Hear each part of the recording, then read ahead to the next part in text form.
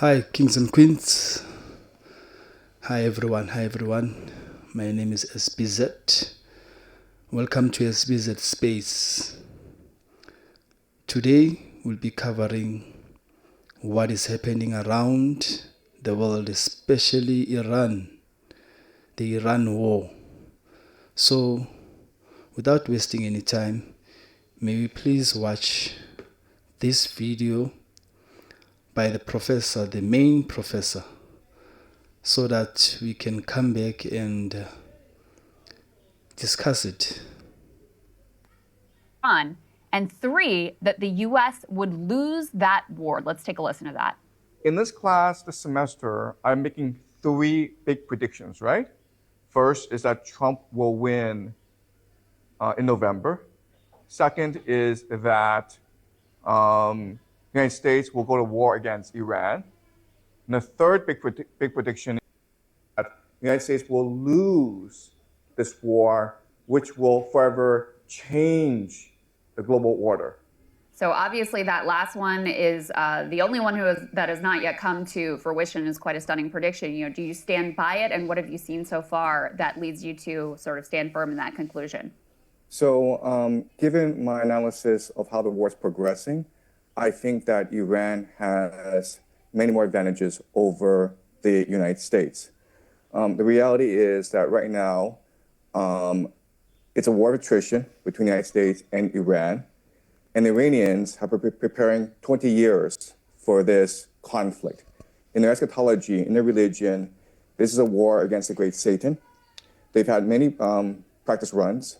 Last June was a 12-day war when the Iranians were able to examine and analyze the strike capacities of both the Israelis and the Americans. And they've had a lot of time, 8 months, to prepare fully for this new attack. They, through their proxies, the Houthis, Hezbollah, Hamas, and the Shia militias, have been able to really grasp the American mentality, and now they have a pretty good strategy of how to weaken and ultimately destroy the American empire. So what the Iranians are doing is they're waging war against the entire global economy. And so they are striking the GCC countries. And not only are they striking GCC countries, American bases, but they're going after the critical energy infrastructure of these bases. They blocked off the Strait of Hormuz. And eventually, they will go after the water desalination plants, which is the lifeblood of these nations because they don't have fresh water supply. In fact, the water desalination plants provides 60% of the GCC's water supply. So if a drone, and these drones cost $50,000, if they wiped out a desalination plant in Riyadh, Saudi Arabia, and it's a city of 10 million people, right? They'd be out of water in 2 weeks. In 2 weeks. And right now, the Iranians have de facto closed off the Strait of Hormuz, and the GCC gets 90% of its food from the Strait of Hormuz. So I know a lot of people are talking about the disruptions to the global economy, but right now, the Iranians are actually threatening the very existence of Saudi Arabia, UAE, Bahrain, Qatar. And why this is important is that the Gulf states are really the linchpin of the American economy. So what they do is they sell petrodollars, and then they recycle the petrodollars back into the American economy through the investments in the stock market. And right now, we know that the entire American economy is propped up by AI investments in data centers. And a lot of that comes from the Gulf states. So if the Gulf states are no longer able to sell oil, and they're no longer able to finance AI, this AI bubble in the United States, then this AI bubble will burst, and with it will burst as well as the entire American economy, which is really a financial Ponzi scheme. Right. So that's a dire situation that the Americans are facing right now. Yeah, I mean, to your point, sir, an Amazon data center was literally hit in the UAE. And now, of course, big tech companies, which were looking at the UAE as a major potential data center investment hub with cheap and abundant energy, probably going to be rethinking that. We also wanted to talk to you about munitions. We can put this next one up here on the screen. The United States is racing to accomplish Iran mission before munitions run out. This is specifically around interceptor math. There's a famous video just from yesterday in Israel, which shows a single Iranian ballistic missile, which is being targeted by some 11 different interceptors, all of which miss. Most of those come from the United States, not to mention all of the different bases, the GCC countries that you just talked about, and the asymmetry of the cost. It's $1 million for a missile, tens of millions per interceptor in some of these cases. With these munitions running out, how does that change the global picture? So you're in China, obviously, much of the stocks in Asia of the United States are likely to have to be cannibalized if this were to go on. How is that going to affect the global picture here? Right. So my first point is that the United States military is not designed to fight a 21st century war. Remember, the military-industrial complex came to being after World War II, and it was designed to fight the Cold War.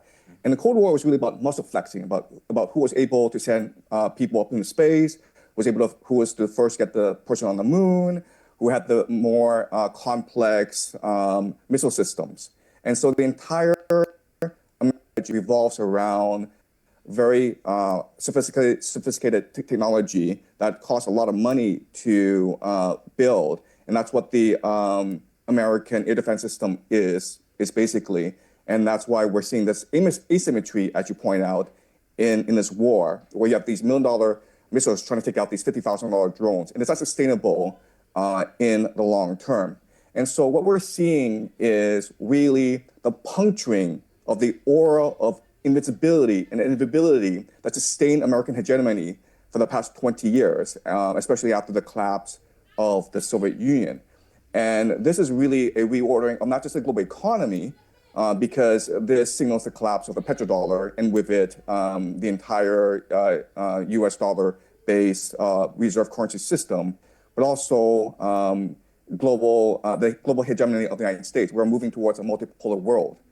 Professor, this morning, Secretary of War Pete Hegseth was asked a question about potential ground troops in Iran. He refused to rule out that possibility. And he said, oh, well, we're not going to project to you what we will or will not do, but we don't want to, rule anything out. We will do what it takes. Do you think that America will end up invading Iran from the ground, since it's already becoming relatively clear they won't be able to accomplish the goal of regime change or even regime collapse using just air power alone?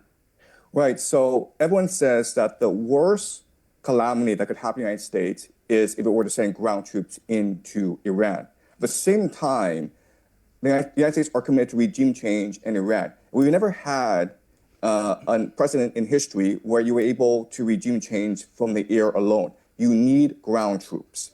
And so unfortunately, what's going to happen over the next few months is that pressure will build on America to send ground troops, especially from the GCC countries and from Israel, the Iranians. So remember that if the GCC countries, Saudi Arabia, Qatar, UAE, Bahrain, if they go, then the petrodollar goes with them. So the Americans need to protect these countries, and these countries are going to demand that either the Americans bribe the Iranians to cease, and this is like $5 trillion in indemnity, okay? Mm-hmm. Or send ground troops to wipe out the Iranian threat once and for all. And I know that there's no political will for ground troops to be used against Iran among the American people. But remember that 78% of American people was against initial strikes against Iran in the first place. Right. And one of the things that really comes into question, I think, with all of this, sir, when we're looking at the geopolitical picture and the sacrificing in much of this from the United States on behalf of Israel, is kind of a question as to who and what wanted this. We were actually curious for your view on a disputed report here from the Washington Post. We can put it up here on the screen, F3. A push from the Saudis, Israel, helped moved Trump to attack Iran. Now, this has been internally disputed by Saudi Arabia, saying that they did not push the Trump administration to attack Iran. However, this is clearly an authorized leak from our own government, trying to at least lay some of the blame on behalf of the GCC. What do you make of this analysis and of this narrative that Saudi Arabia was also trying to be behind this push to bomb Iran? So I've always argued that both Saudi Arabia and Israel are heavily invested in regime change in Iran. Yeah. In fact, Saudi Arabia sees Iran as much more of an existential crisis than Israel. Because remember, Israel still has nuclear weapons, and Israel is a very diverse, very sophisticated economy, whereas Saudi Arabia is completely reliant on oil. And it's always had problems with Iran because Iran is a theocracy opposed to the Saudi monarchy. Iran funds and equips the Houthis, which have been antagonistic towards Saudi Arabia for the longest time. And right now, the Saudi economy is suffering. It's been trying to pivot towards more of a tourist economy. That's why they brought in Ronaldo. That's why they're switching to e-gaming. That's why they're building something called a line, NEOM. And all these things are not working out. So they need to be able to control the oil resources of the entire Middle East if they are to survive and thrive as a nation. So I do believe that this reporting is credible, even though it does make Saudi Arabia look bad. But remember, Saudi Arabia says that they wanted peace, but they are helping the Israelis and the Americans attack Iran right now because they're allowing the Israelis and Americans to use Saudi airspace. So help us understand, because it still feels to me like there's some pieces that don't totally add up. You had, in advance of this war on Iran, you had top military brass up to the chairman of the Joint Chiefs of Staff saying, this is a really bad idea. We are not ready for this. All the math on the interceptors that's been talked about for months at this point. And yet Trump still decided to go ahead. What is the calculus that he was making here that led him to take what already appears to be catastrophic actions? Right, okay. So this is the key question. Why do they do this? I think there are three possibilities, okay? And I think all three possibilities are valid. The first is the idea of hubris. If you look at history, this is how empires behave. So the Mindoro kidnapping was quick, successful, and it was adrenaline rush for Trump. And that made him overconfident in the capacity of the American military, okay? So hubris is a factor, and we see this throughout history. Why did Hitler invade Stalin? Because he conquered Europe really easily, and he thought it was invincible, right? And that led to the destruction of the German army in the Soviet Union. So hubris is a factor. Then you have to look at internal political calculus, where even though America does not benefit from this war against Iran, Trump himself personally benefits. Why? Because the Saudis and the Israelis are bribing him to attack Iran. Remember that the Saudis invested $2 billion in the private equity fund of Jared Kushner, who is the son-in-law of Donald Trump. And the Israelis, through Miriam Adelson, have been financing Trump's political career, right? So Miriam Adelson, a few months back, said that she will put up $250 million if Trump were to run a third term.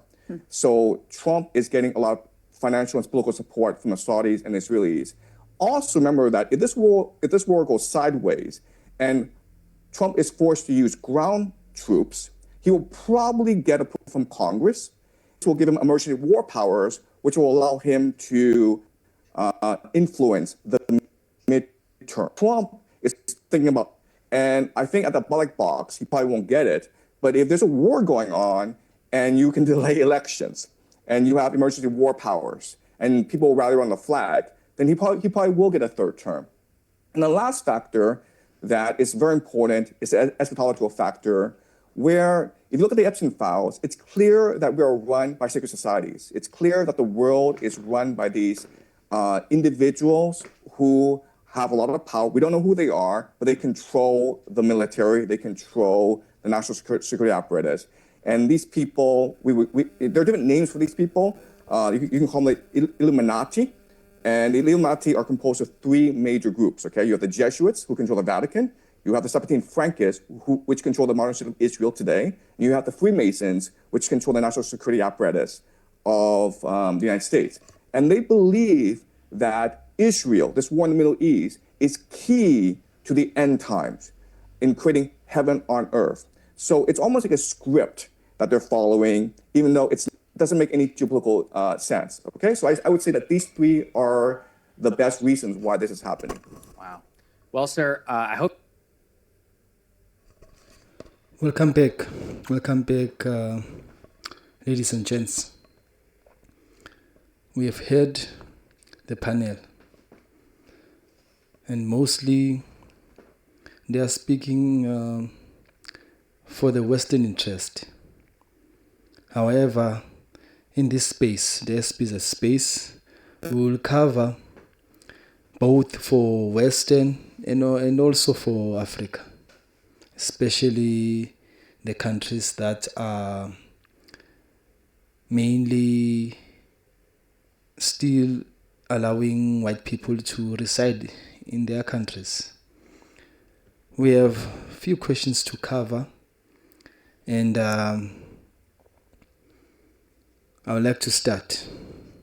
The first question is that why US and Israel attack Iran? I think that is Israel agenda, as we have said, as we have heard, and they are bribing. And in the background, there's Saudi Arabia. Their economy is collapsing. They are bribing so-called Donald Trump for them to achieve the goal of controlling Iran, as they see Iran as a threat. And mostly, America wants to control the world, wants to retain its empire strength that they used to have. I think that's also the agenda for America. The other question is that what Africa has to learn from what is happening. I think we need to learn one thing, or many things if I may say. But if I may start pointing them as bullet points, I would say, number one, we need to know that America has never had any interest of anyone but itself. Number two, America is not to be trusted. Number three, Africa has a lot to offer. And we know that we have been colonized many times, even now it's neocolonialism in many forms that I will mention later or make a podcast about it. I will say that the point number three is that America wants to retain its economic strength, and Africa has to learn that we need not to be scapegoats or a milking cow that has to be milked by anyone. We need to learn that, and we need to learn the tactics that they are using. The same book, the same script. It's not been changed. Point number 5 is that America and the rest of their alliances have big mouths. They speak a lot. They talk a lot. And by so talking, they want to scare people mostly. Because you remember, an empire when the empire has to fall, it won't just fall easily like that. They will have bold words, ambitious projects, which has its self-interest there. Bottom line, Africa has to learn that the leopard or a cheetah or what's so called never changes its spots. We need to learn that. They'll always be like that. There's no peace when we have these war crafts amongst us. There's no peace, and there will never be peace. Another point that I want to cover is that who will win between Iran, America, and Israel. But I will couple them as together because Israel and America, they have one agenda. So between America and Israel, it's been predicted that Iran will win. And they've made an example that Hitler has defeated Europe very easily. Then the adrenaline was all over him. Then he was defeated in the next fight or next war, just like Trump. They've managed to kidnap the Venezuela leaders. Now that adrenaline is pushing them to go further with Iran, which they will lose. And I hope they lose, because that will help many around the world who are under the boots of US. What is the way forward after the war? Europe and America will be crushed. Their economies will be crushed. Meaning that those who have invested much more in the America and the Europe stocks, they will lose much. And that, for me, they will try to have, as right now they have done in South Africa, the big companies from America, they are coming to Africa through South Africa. They will try to come this side now to leech us. We need not to allow them. What they've done in the US, they will want to do the same in our countries through corruption, money laundering, you name it. So, will peace come? Yes, peace will come. Not easily, but peace will eventually come.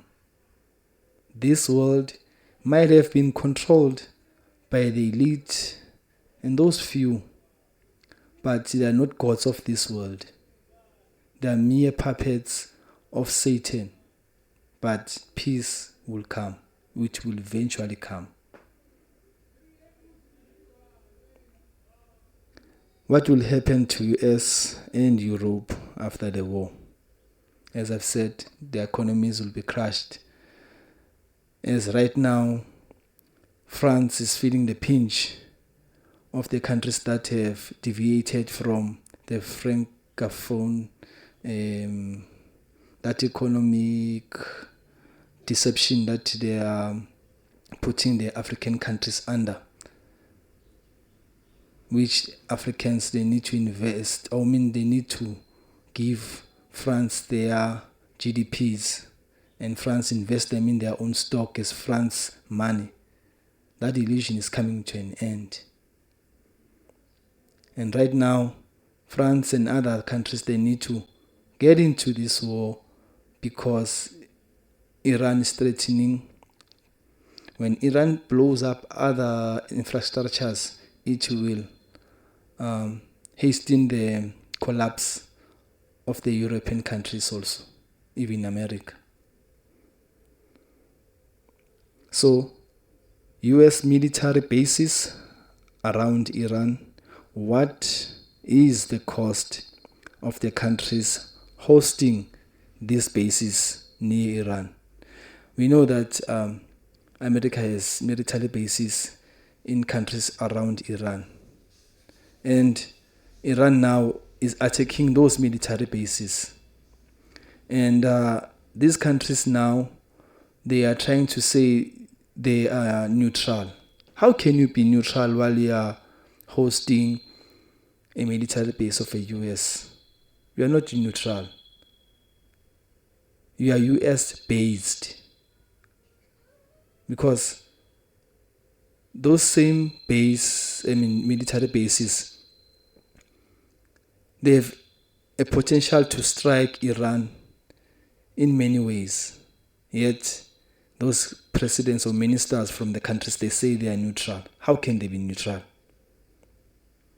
Ladies and gents, please, on the comment section, please, may we communicate. I'm here for you, and please like and subscribe and share as much as we can so that these videos may pop the balloon that is holding our people back, and that also the algorithm may allow me, when you like this video, for others to see. So you can't be neutral while you are hosting military bases for US. If you are neutral, you must have your own military that is US baseless.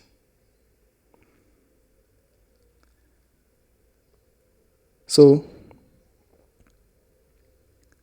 if Iran destroys the GCC's infrastructure, such as oil, it will affect the petrodollar.